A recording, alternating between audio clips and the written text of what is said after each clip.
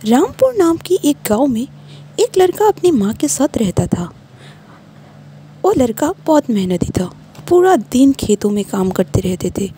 वो एक किसान था। उसकी माँ उससे बहुत प्यार करते थे, लेकिन वो किसान होने के कारण उससे के साथ कोई शादी नहीं करना चाहते थे।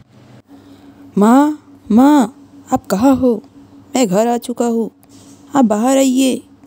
माँ, कहाँ है आप? क्या हुआ तुझे? इतना चिल्ला क्यों रहा है? मैं बुढ़ी औरत घर का काम कर कर के थक गया हूँ। माँ, आप इतनी परेशान मत रहा करो।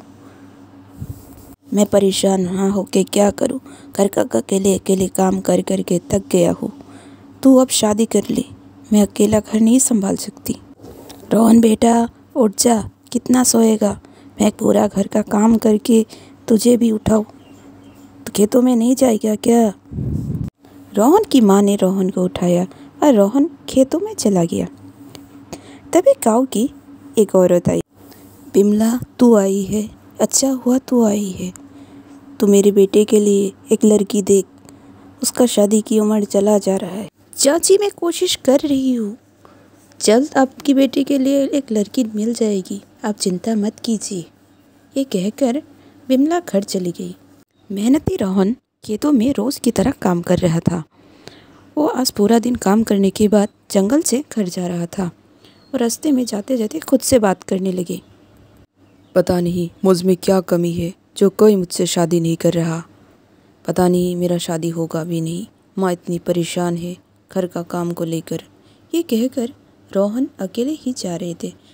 घना जंगल से वो गुजर रहा था।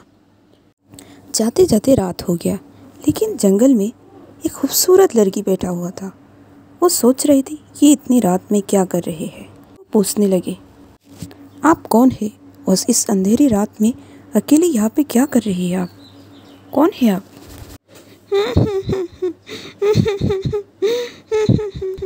मेरे नाम मीना है। मेरी सौतेली माँ और बहन ने घर से निकाल दिया। मैं इस रात में कहाँ जाऊँ? मेरा कोई नहीं है। मीना, तुम परेशान मत हो, सब ठीक हो जाएंगे। तुम चाहो तो मेरे साथ चल सकती हो मेरे घर। मेरे घर में कोई नहीं है, मैं और मेरी माँ ही रहते हैं। रोहन अनजान लड़की को घर ले आया और वो अपनी माँ को बुलाने लगे। माँ, माँ, कहाँ है आप? देखिए कौन आया है, जल्दी आइए। माँ, ये मीना है, ये आज से हमारे घर पे ही रहेंगे। ये मुझे जंगल में मिला। तू किसी अनजान लड़की को घर लेकर आ गया और कह रहा यही रहेगा। कौन है ये? ना हम इससे जानते हैं, ना तू जानता है।